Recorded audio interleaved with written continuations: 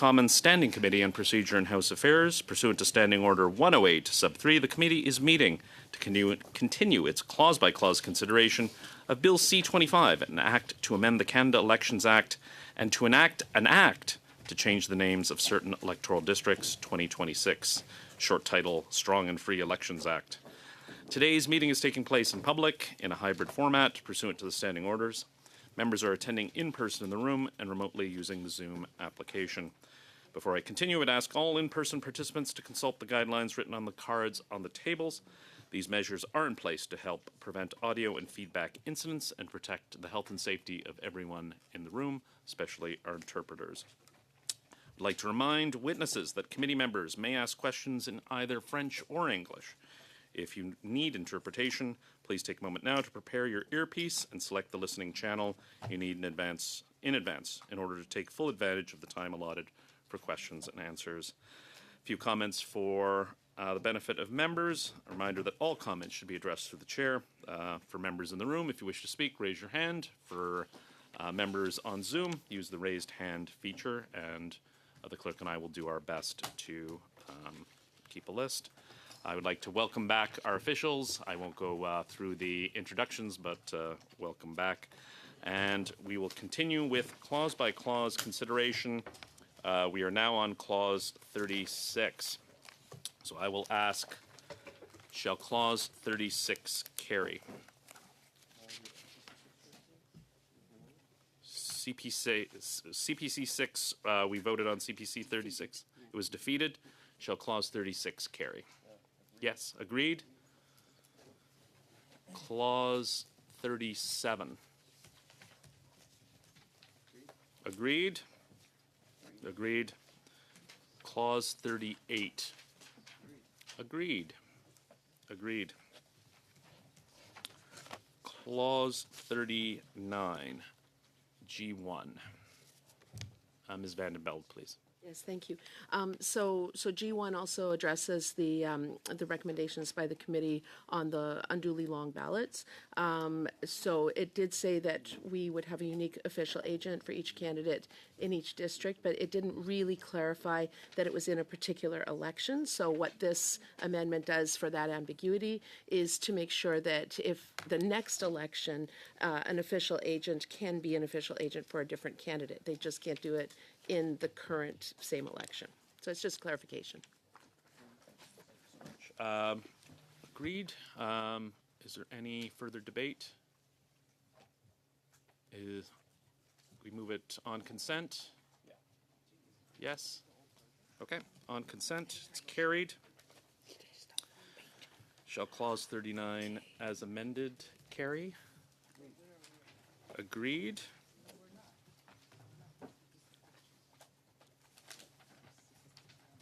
Clause 40. Agreed. Clause 41. Agreed.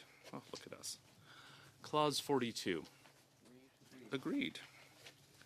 Clause 43. Government, or G2. Madame Brière, s'il vous plaît. Il faudrait simplement ajouter un zéro. We would need to add a 0 to the amount. It says 325 instead of 3,250. Any debate? Is agreed that one's on consent? On consent, carried. Shall clause 43 as amended carry? Agreed. Clause 44. Agreed. Clause 45. Agreed.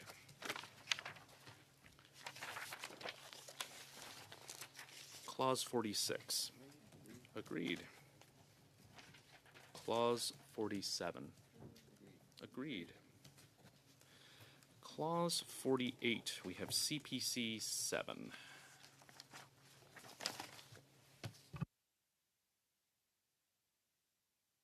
Mr. Cooper, sorry. Thank you, Mr. Chair. This amendment would include a reference to audio recordings in the English version of the parody and satire defense to the offense which is proposed to be extended by this clause. This was further to a recommendation offered by the Canadian Civil Liberties Association. Thank you so much, Mr. Cooper. Mr. Lewis. Yeah, I appreciate the nod to the audio industry. As someone who made a living from the audio industry, I'm going to support this one, obviously. Okay. Is that one, can we agree on consent with that one? Yes, on consent. Carried. Clause 48 as amended. Shall that carry? Agreed. Clause 49. Agreed. Clause 50. We have, well, before clause 50, I believe we, oh, sorry, clause 50. Agreed. Yeah. Carried. Clause 51, we have CPC 7.1. Mr. Cooper. I think that came in. There.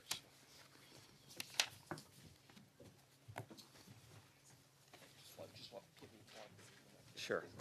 We were just distributing it, but it was distributed. Okay, we're going to suspend for a minute.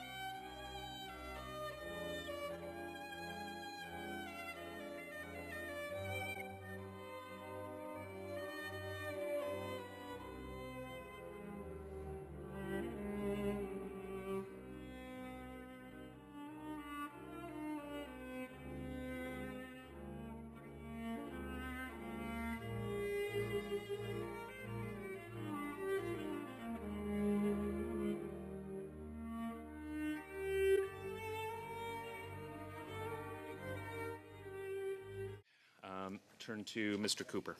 Thank you very much, Mr. Chair. This amendment relates to clause 482.01, which is the false statements offense. And there are a number of examples or where an offense could be established in respect of a false statement, in respect of a number of things that are enumerated in the clause. This amendment would remove G of clause 482.01, which is the preliminary, validated, or official results of an election. There are a few reasons why I have put forward this amendment. The first is that, as we heard from Gerald Chippier, a long-standing, respected constitutional lawyer, that there are free speech implications at play. Second of all, it seems that this section is a solution in search of a problem that doesn't exist. And thirdly, it could have a chilling effect in respect of questions that often occur in elections when there are questions about the outcome of the results of an election, such as what happened in Terrebonne. So for those reasons, I would encourage the committee to support the amendment. Much, Madame Kayabaga. Thank you, Chair. So we oppose this amendment because Bill C-25 requires that the statement be made fraudulent and with the intent to affect the results or disrupt the conduct of an election, leadership contest, or nomination contest. And this measure does not restrict genuine debate, opinions, satire, or parody. The goal is to limit free expression, is not to limit free expression, rather it is to stop those who intend to deliberately mislead Canadians, sow confusion, or affect the conduct of an outcome of our elections. Given these important guardrails and the fact that the spread of disinformation has become one of the greatest threats to our democratic processes, we won't be supporting this amendment. Thank you so much. Madame de Bellefoy. Oui, merci, Monsieur le Président. Je serais assez... Thank you, Chair. I'd be curious to know what the public servants think of the amendment proposed by Mr. Cooper. What would the impact be? What would it change? So what I would say is that the Act currently, it doesn't capture opinions or good faith statements or honest mistakes, and this measure, these new prohibitions don't change that. These are statements that the individual knows to be incorrect or false, and they have the intent to disrupt the conduct or results of an election.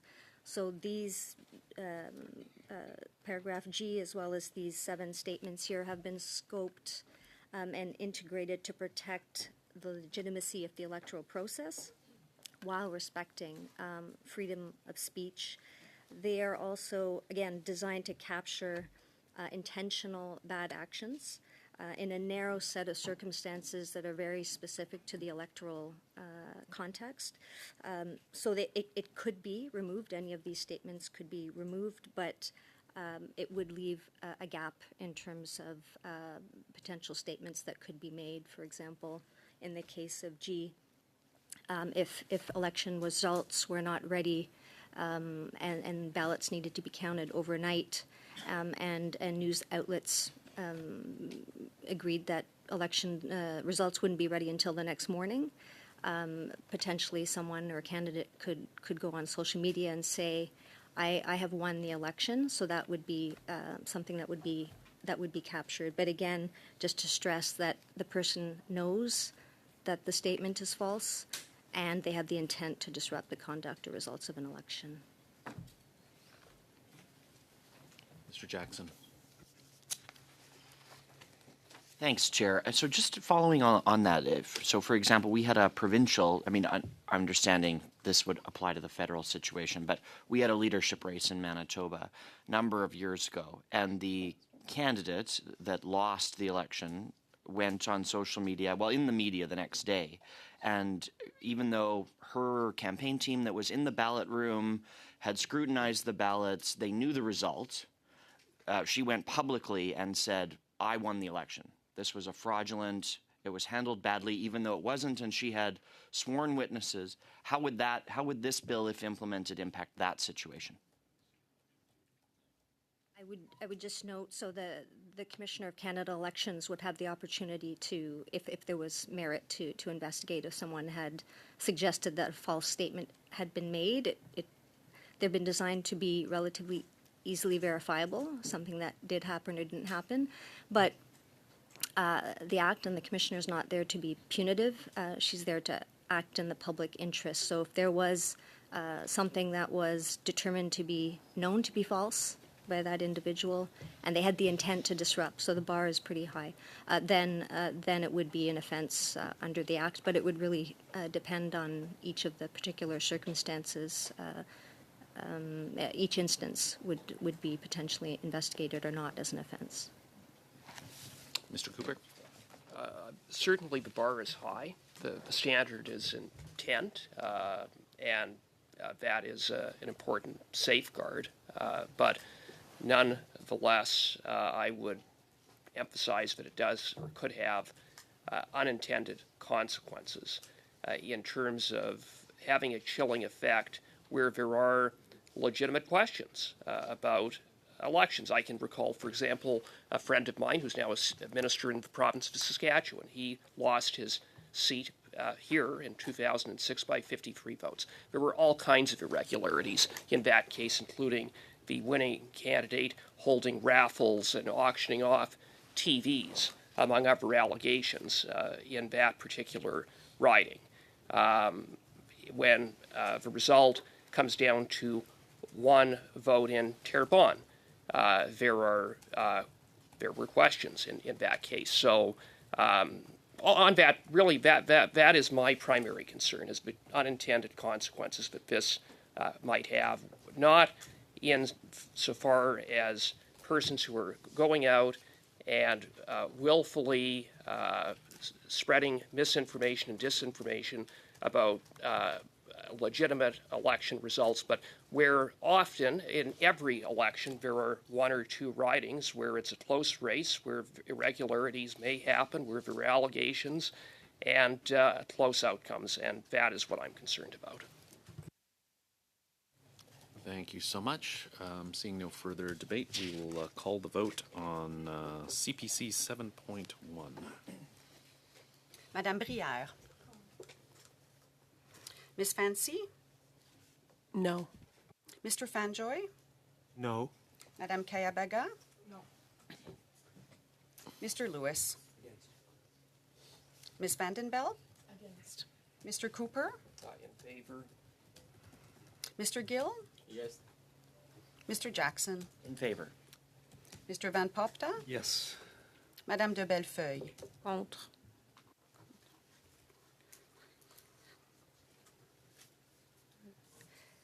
Yeas pour 7, nays contre 4. It is defeated. Shall No, it was the opposite, sorry. Wait. Yeah. Yeas pour 4, nays contre 7. Okay. Yeah. Yes. Yep. Sorry. Thank you. Okay. Okay. Shall clause 51 carry? Agreed. Shall clause 52 carry? Agreed. So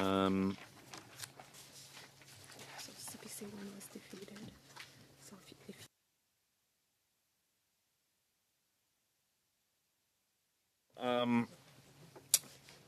CPC 8.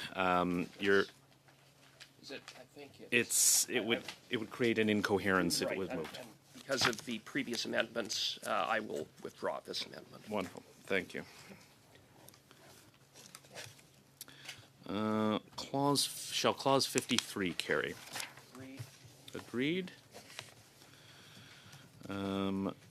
Potential new clause. We will turn to Madame Belfoy, block 17. Monsieur le Président, compte tenu... Chair, we are going to remove our amendment. Shall clause 54 carry? Yes. Clause 55. Agreed. Shall clause 50... Oh, Madame Belfoy. J'avais une petite question. I had a question on 55. Perhaps that I'll take advantage of having our experts here with us. I was wondering what was meant by foreign entity.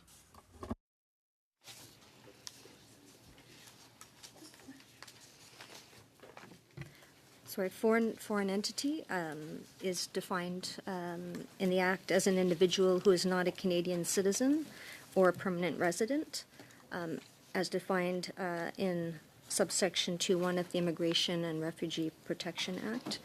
It can be a corporation or entity incorporated, formed, otherwise organized outside of Canada that does not carry on business in Canada. And could be a trade union that does not hold bargaining rights for employees in Canada, a foreign political party or a foreign government or an agent or mandatory of one.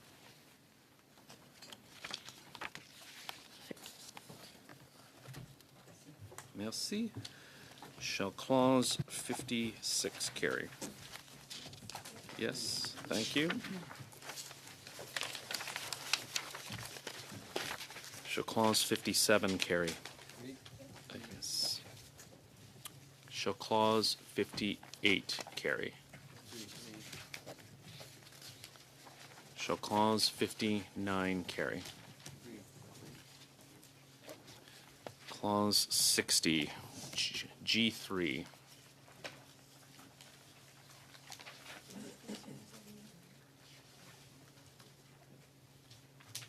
Madame Kaibaga. Would you like me to read the full G that we're bringing in, or just the rationale? Okay.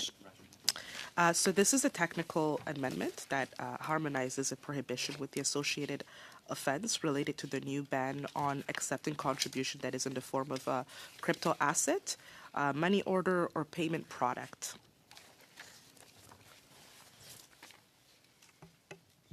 Okay. Any debate? Seeing none. Is there consent on this? Agreed? Agreed. Shall clause 60 as amended carry? Agreed.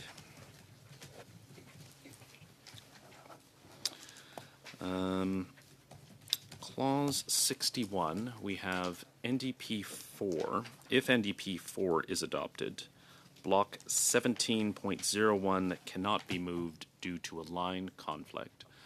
It is deemed moved, but no one's here to speak to it. Is there any debate on NDP 4? Sure, no problem.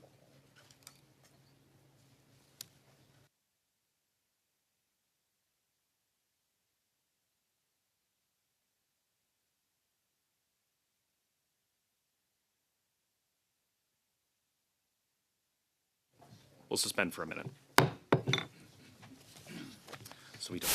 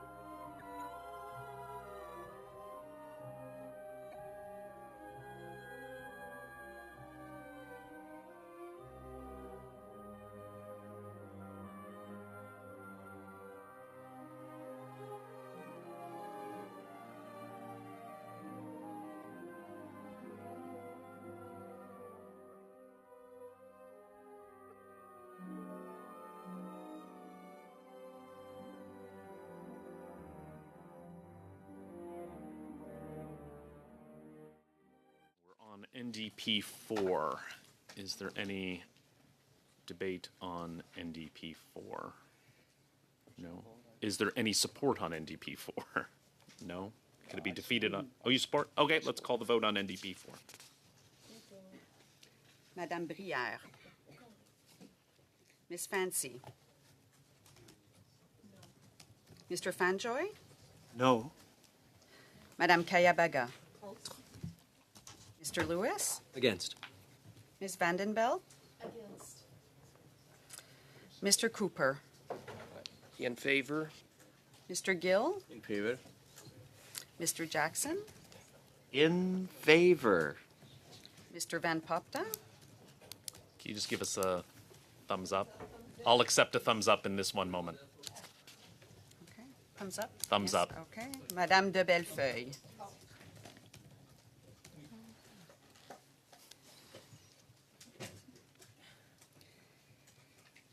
Nays contre 7, yeas pour 4.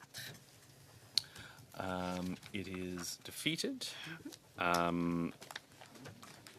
Block 17.01. Madame Belfoy. De Belfoy. excusez-moi. Monsieur le Président, notre compréhension est à l'effet. Chair, because BQ 15.1 was not adopted, I think that 17.01 is no longer receivable.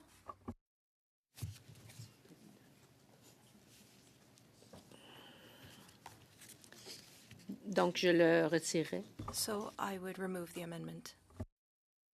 Oh, you choose to withdraw? Excellent. They are, technically speaking, independent, but if they're connected, I appreciate the withdrawal. However, shall Clause 61 carry? Agreed. Shall Clause 62 carry? Agreed. Clause 63, G4.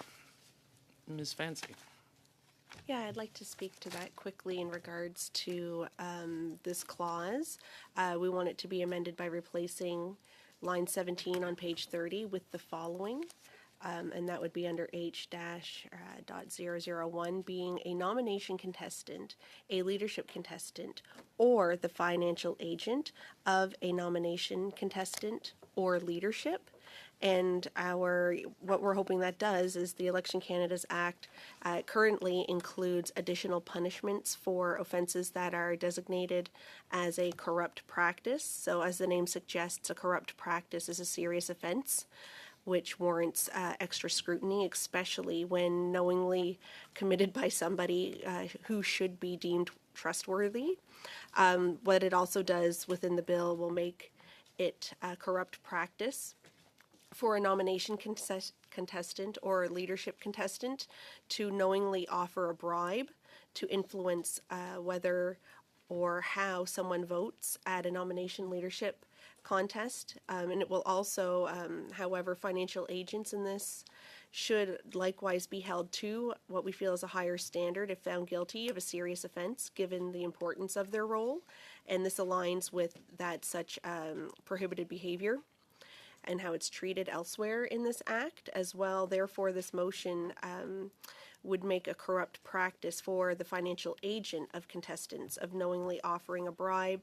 And finally, we hope that this motion is modeled after the existing punishments for candidates and their official agents who are found guilty by offering a bribe with respect to whether or not they vote at the election. Thank you, Mr. Chair. Thank you, Ms. Fancy. No further debate. Is there agreement on this? Agreed. On consent. Shall Clause 63 as amended carry? Agreed. Shall Clause 64 carry? Agreed. Clause 65. We have Block 17.1. Madame de Belfoy, s'il vous plaît. Je voudrais retirer. I would like to withdraw the amendment. Chair. Much. Shall Clause 65 carry? I'll try this again. There might be better today. There are no amendments proposed. Oh, that's not true. Never mind. We'll just go through it. Where? So there's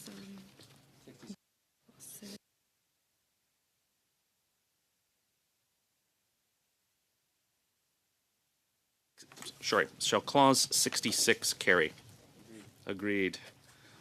Shall Clause 67 carry? Shall Clause 68 carry? Shall Clause 69 carry? On Clause 70, we have CPC 8.1. And Mr. Chair, I'm going to withdraw that amendment. Okay. So, and I'll try this. So between Clause 70 and Clause 83, there are no amendments. Is there consent to carry? Agreed. Look at us go.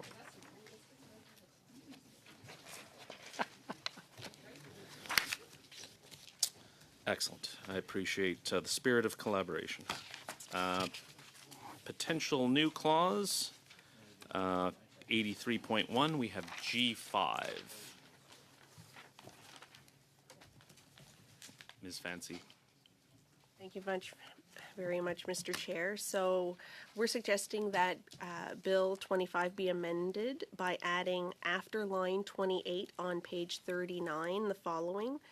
We're adding 83.1, which is a subsection of 54.1 1 of the Act, that it's replaced by the following: that all documents referred to in section 359, 432, 437, 475.4, 476.75, 477.59, and lastly the 478.8, that all of the reports or statements other than the election documents are received from elections officers, and reports provided under the different subsections, that all instructions are issued by the Chief Electoral Officer under this Act, and that all the decisions of the Chief Electoral Officer on points arising under this Act are also made public records and may be inspected by any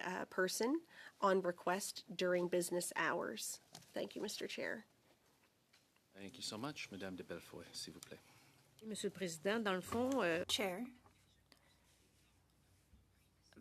people might not have understood the goal of the amendment. I've understood that reports aren't public, so I'm not sure that I understand the amendment. So we're removing transparency. The government doesn't want these funding activities to be public. Could Ms. Fancy perhaps explain the amendment so that I can better understand the intention? So what we're hoping this does within our rationale is that Bill C-25 includes a requirement that Elections Canada redact the exact location of a regulated fundraising event, only publishing the municipality and province or territory where the event took place to address these safety concerns.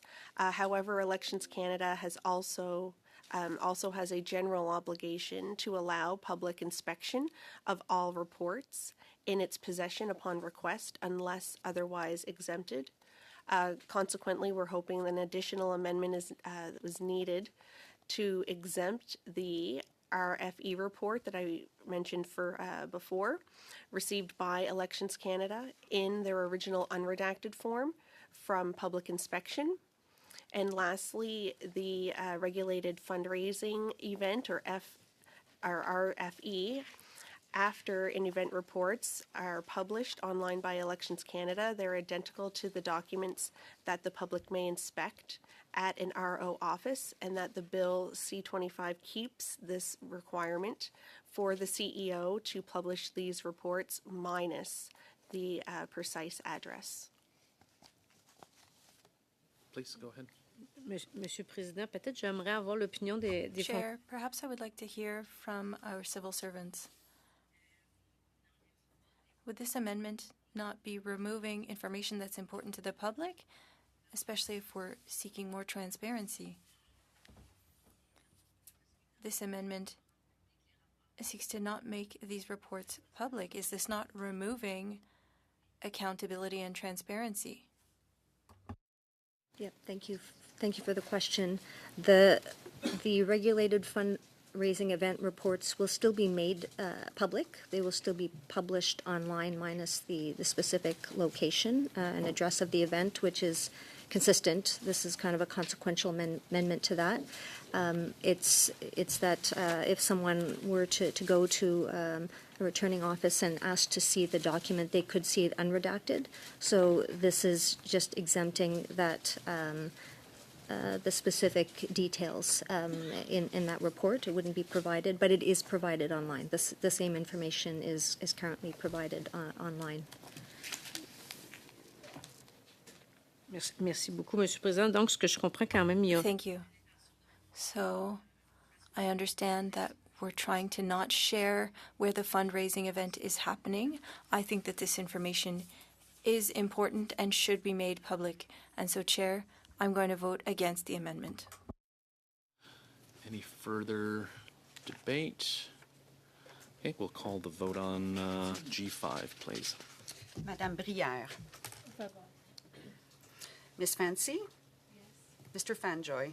En faveur. Madame Kayabaga? Mr. Lewis? Or. Madame Vandenbelt? In favor. Mr. Gill? Sorry, Mr. Cooper? In favor. Mr. Gill? In favor. Mr. Jackson? Yes. Mr. Van Popta? Agreed. Madame de Bellefeuille? Contre.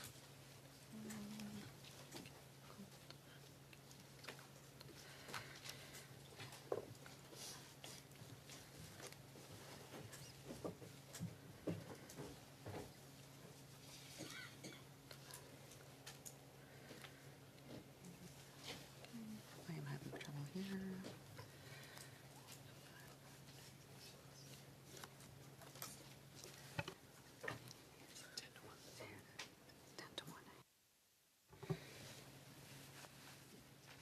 Yeas pour 10, nays contre 1. It is carried. Block 18. Madame de Bellefeuille. Amendement.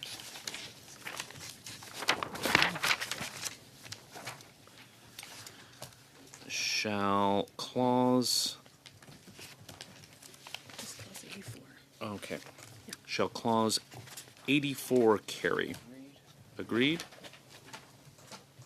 Shall clause 85 carry? Agreed. Shall clause 86 carry? Agreed. Clause 87, we have G6. Madame Brière. Thank you, Mr. Chair.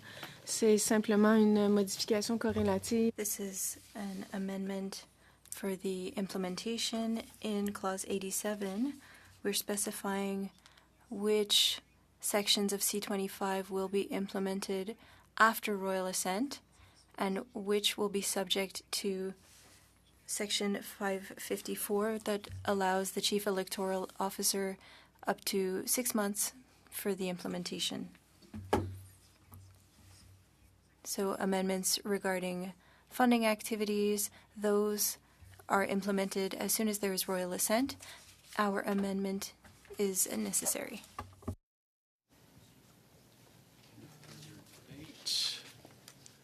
Is there any opposition to this? Seeing none, we have on consent. Carried.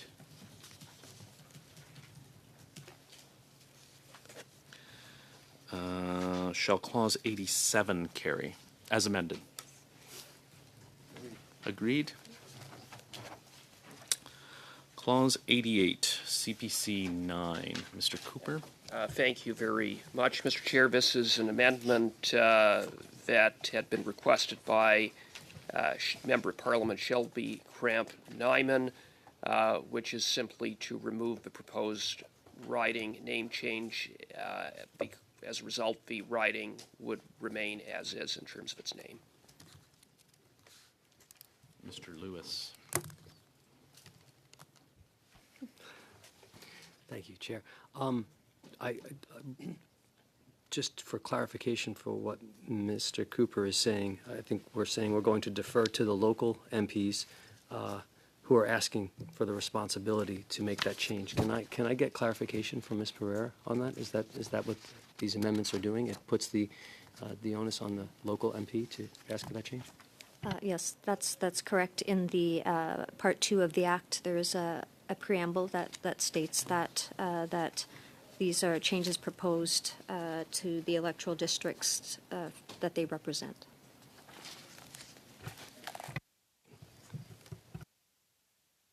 Madame de Bellefeuille, s'il vous plaît. Monsieur le Président, je suis un peu curieux. Chair, I'm curious. I would like to understand what led to the name change. Are there historical reasons? Could you explain? I'm curious. Ms. Kramp-Nyman initially sought to remove, and it's incorporated in the bill because the approach that government took was various members of Parliament who had requested name changes. It was taken at face value that those changes were appropriate, and it appears government deferred to each member of Parliament who requested a name change. Ms. Kramp-Nyman requested that one of the names, Tayandagada, or in any event, that name be, I apologize for mispronouncing it, but that be removed from the riding name so that it would revert to the name that has historically been the case, Hastings, Lennox, and Addington. However, Ms. Kramp-Nyman is now content to leave the name as is, so all this amendment would do would be to remove the proposed name change and leave the name of riding as it is currently, Hastings, Lennox, and Addington, Tyandaga.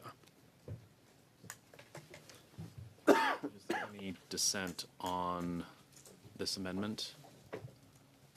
Seeing none, on consent, it is carried. G 6.1. Madame Kayabagha. Thank you, Chair. So I'll read in the clause. So that Bill C-25 in Clause 88 be amended by deleting line 21 to 24 on page 43. And as per the letter received by the members of this committee, MP Gladue has asked to repeal the process change of the name of the electoral district. So it's going to remain Sarnia-Lambton, I can't say that word, but the extra word on it, leaving the name as is, Sarnia-Lambton and the Bijokawan. I won't even try. Thank you so much. Is there any further debate on this? Is there any dissent on the... seeing none, it's carried. Carried. G 6.1 is carried.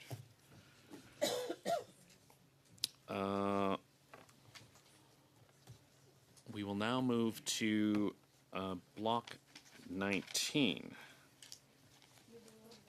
Oh, sorry. No? Yeah. Yes, BQ 19. Yes. Block 19. I don't think it's in first. It was. It deals with different lines. So, Madame de Belfoy. Oui, Monsieur le Président. Thank you, Chair. I think that we had discussions, and as a courtesy, I would ask the MP for Longueuil, Charlemagne, to propose their amendment, and we can withdraw ours in order to move on to the other one. So much. We will now go to Liberal 1. I believe Ms. Romanado will go ahead. Merci beaucoup, Monsieur le Président. Thank you, Chair. Can you hear me? Yes, great.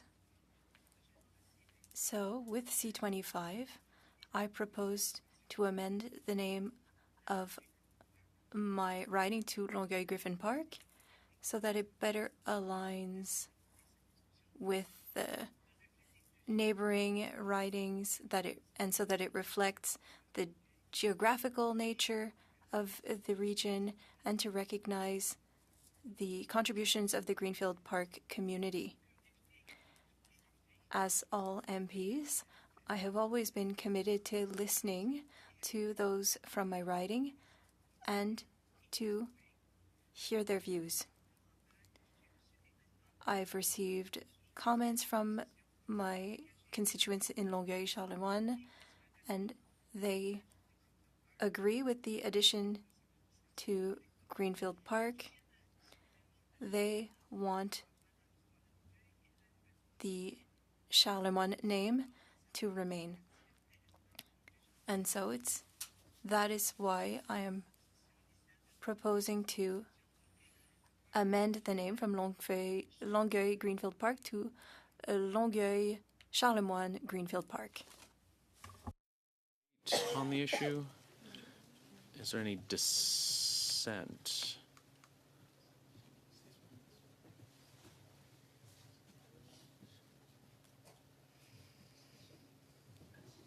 Seeing no dissent, Liberal 1 is carried. I'll speak slowly as we move to CPC 10. Do you need me to suspend? CPC 10. Yeah, so this is an amendment requested by the member to simply remove Val de Source so that it would read Richmond Arthabasca de Source. He felt that Val should not be included upon reflection. Thank you so much. Any debate? Is there any dissent? Seeing none. On consent, it is carried.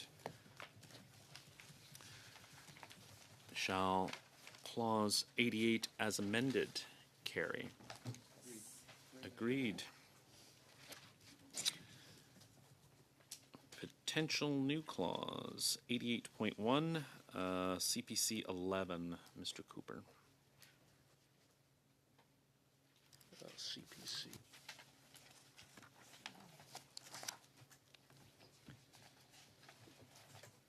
How about? Should we suspend for 5 minutes? Yeah, no. A proposal by the Member of Parliament, Todd Doherty, to change the name for Caribou Prince George to the riding's inclusion in Schedule 3 of the Canada Elections Act, which is consistent with a recommendation by the Chief Electoral Officer. So it would make it a Schedule 3 riding. Under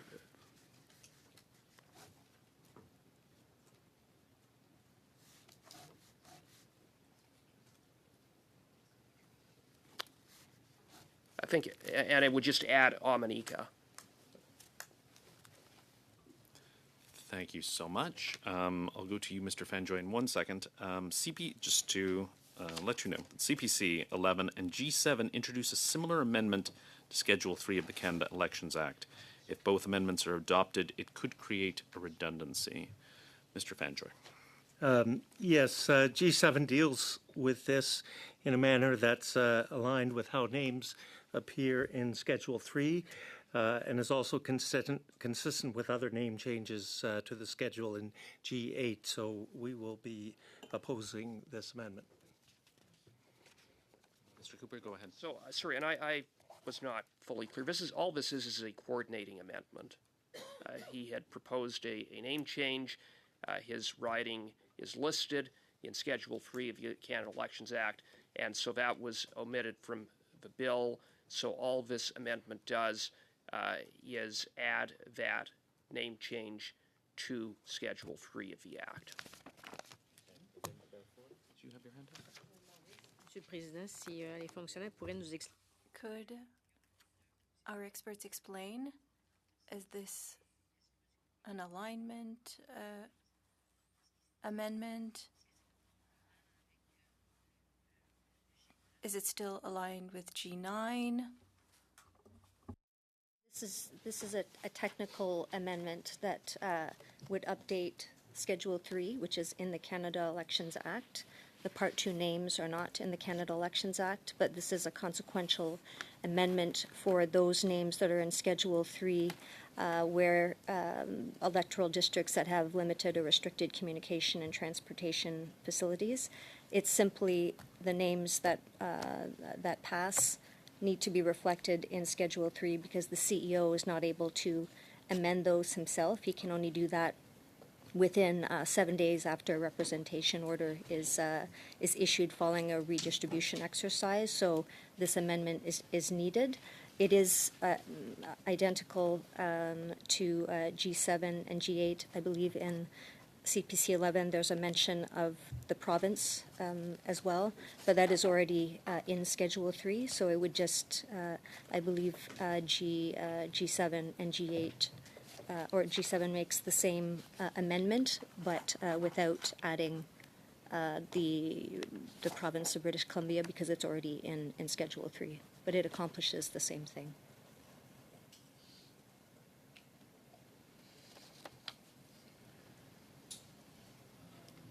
So, seeing no further debate, we'll call the vote on CPC 11. Madame Brière, Against.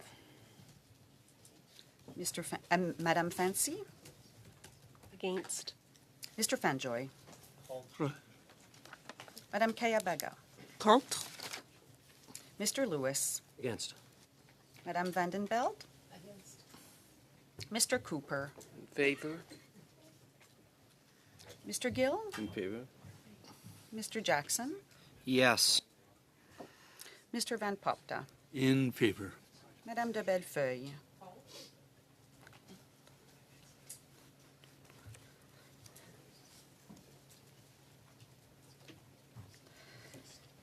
Nays contre 7, yeas pour 4. Is defeated. Go to G7. Madame Vandenbeld. Yes, thank you, Mr. Chair. Based on what we just heard from Ms. Pereira on the previous amendment with Mr. Cooper, I do believe that this amendment does the exact same thing, but in a cleaner way. And I'd like to get an understanding from the officials of how this amendment is different from the one that they just voted against. Right.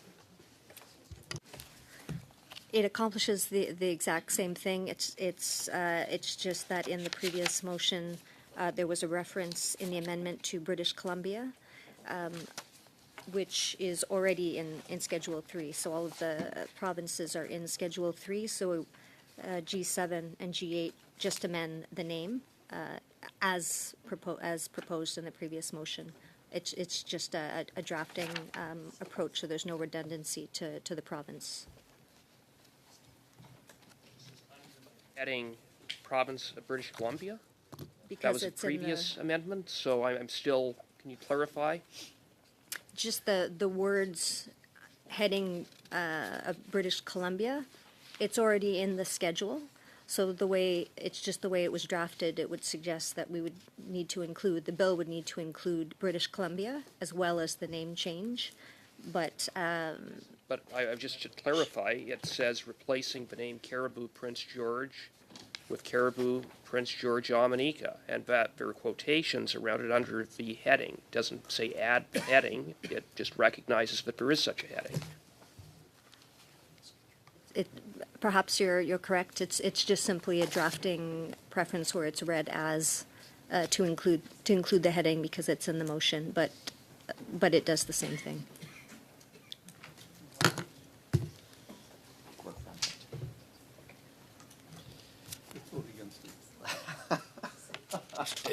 Yeah, whatever. Yeah, let's go, Chair.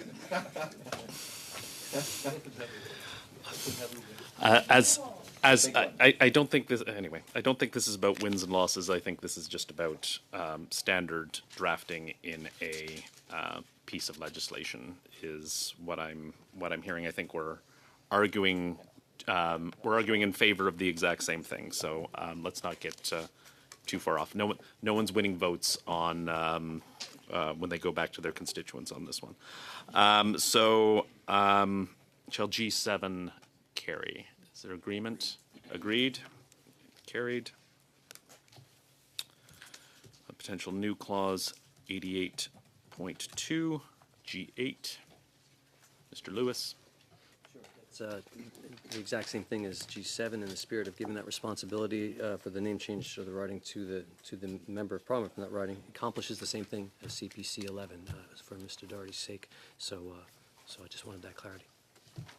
Okay. Is there any opposition to G8?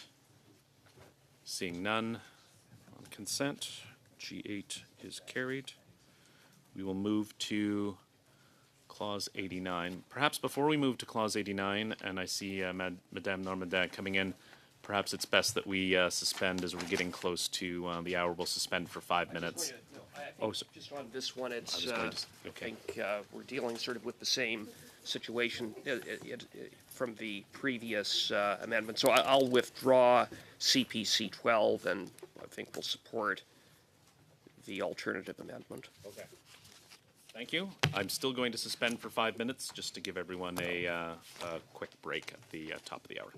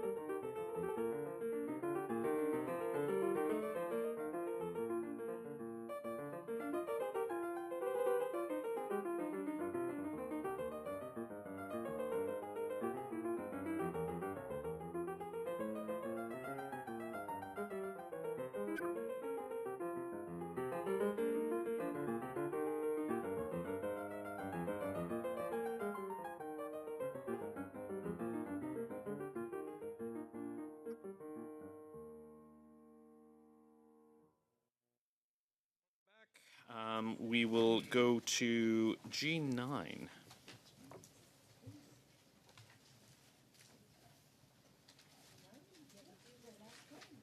Madame Brière. OK. Alors, c'est une... This is a technical amendment. Given what was adopted for G7 and G8, so that Annex 3 of the Canada Elections Act be revised in order to factor in the new electoral district changes.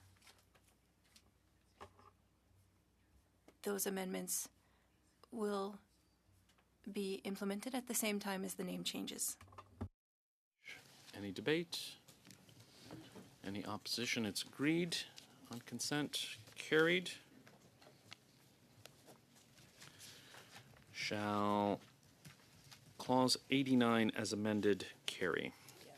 Agreed. Oh, look at us. Shall the short title carry? Agreed. Shall the title carry? Agreed. Shall the bill as amended carry? Agreed. Shall the chair report the bill as amended to the House? Agreed. See, once Christine gets here, things get done. This is...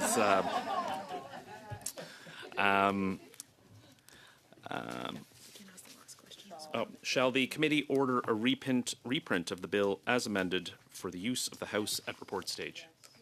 Excellent. Well, I want to thank everyone for their work on this, the members, the staff, our witnesses, our clerks who have held my hand along the way. So thank you so much, everyone.